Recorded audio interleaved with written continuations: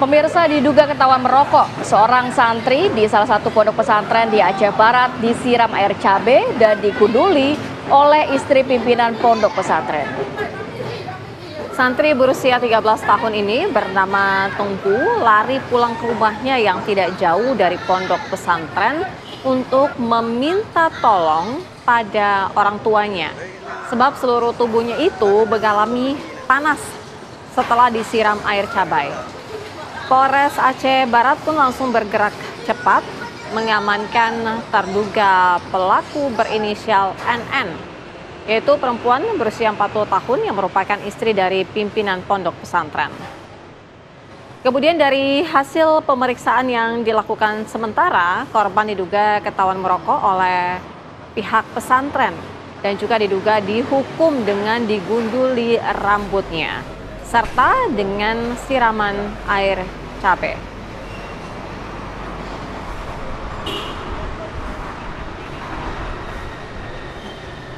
Pemirsa, langsung saja kami ajak Anda bergabung bersama dengan ibu korban, Marnita Pante.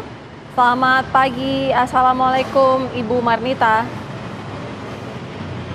Ya, pagi, Waalaikumsalam.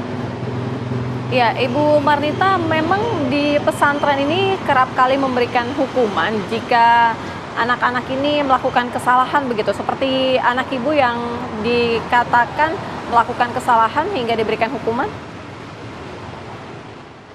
Iya, kalau ada kesalahan memang ada hukuman, cuma sebatas dicukur rambutnya, bukan dengan mengolesi cabai di mulut dan di badannya. Jadi Ibu Marnita mengetahui anak Anda disiram air cabai itu setelah anak Anda pulang ke rumah ya dan bercerita? Iya, karena dia berlari di jalan sambil menangis, teriak bahwa badannya terasa perih karena akibat diolesi cabai sama uminya.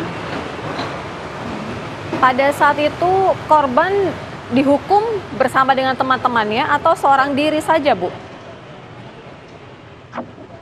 Kalau dicukur rambut, dia seorang diri, yang diolesi di mulut dan di badan, dia seorang diri. Kemudian ada 4 santri yang kena, mereka hanya sebatas diolesi di bibir saja, dan mereka tidak dicukur rambut, karena tidak melakukan kesalahan yang sama seperti yang anak saya lakukan. Setelah memang anak Anda melapor kepada Anda, kemudian sempatkah berkomunikasi dengan pihak pesantren kenapa sampai melakukan hukuman seperti itu? Karena refleks saya ada ke pesantren, cuman dia cuma bilang ini demi anakku, dia bilang. Saya bilang kenapa harus anak saya diolesi cabai dengan cara kamu mengikat anak saya olesin anak saya cabai. Dia tidak begitu menjawab jawabannya dengan begitu jelas. Kemudian saya bilang, kamu tahu enggak, sebagai umi, anak saya tuh udah lari ke rumah dengan badan yang udah panas, yang udah perih. Kamu tahu nggak anak saya lari ke rumah? Enggak, dia lari ke belakang. Jadi saya tinggalin terus umi itu, langsung pulang ke rumah dengan melihat kondisi anak saya memang udah berteriak karena akibat perih daripada cabai tadi. Pada saat dilakukan, kemudian mungkin anak Ibu sempat menceritakan bagaimana, Bu? Karena tadi Ibu sempat mengatakan sempat diikat begitu? Iya, dia bilang waktu pertamanya dicukur rambut, habis dicukur rambut, ada dicubit pipi di kanan dan kiri, kemudian ada sebuah ancaman dari Umi sikit, kalau dibilang kayak tunggu kamu ya, dibilang kayak gitu sama uminya. Habis itu diikat tangannya ke belakang, uminya pulang ke rumah.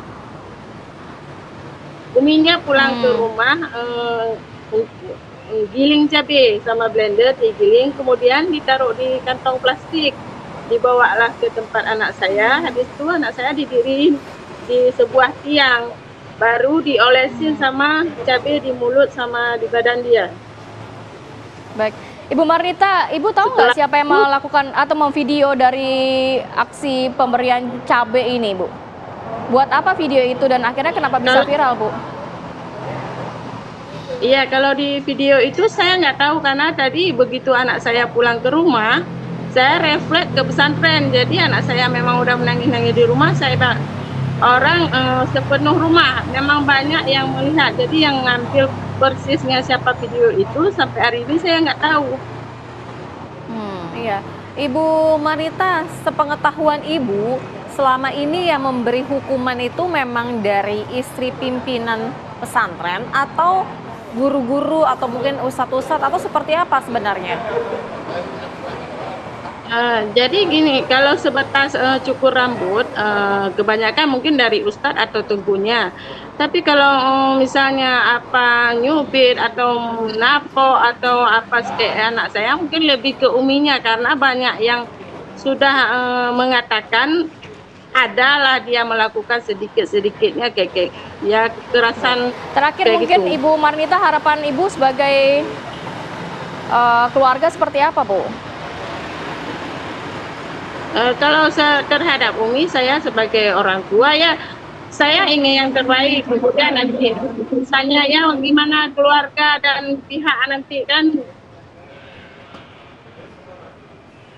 Baik. Baik, terima kasih banyak Ibu Marnita sudah bergabung bersama kami pagi hari ini. Semoga masalah cepat selesai Ya, begitu ya, bisa diselesaikan secara kekeluargaan. Sehat selalu. Assalamualaikum. Waalaikumsalam. Pemirsa, usai jeda kami akan menghadirkan informasi yang sangat menarik, jangan Anda lewatkan karena nanti pada tanggal 6 Oktober pada hari Minggu akan ada debat perdana dalam Pilgub Jakarta. Lantas seperti apa nih persiapan dari ketiga paslon dan juga bagaimana cara mereka akan menyampaikan visi dan misi mengenai transformasi Jakarta? Usai jeda kami segera kembali.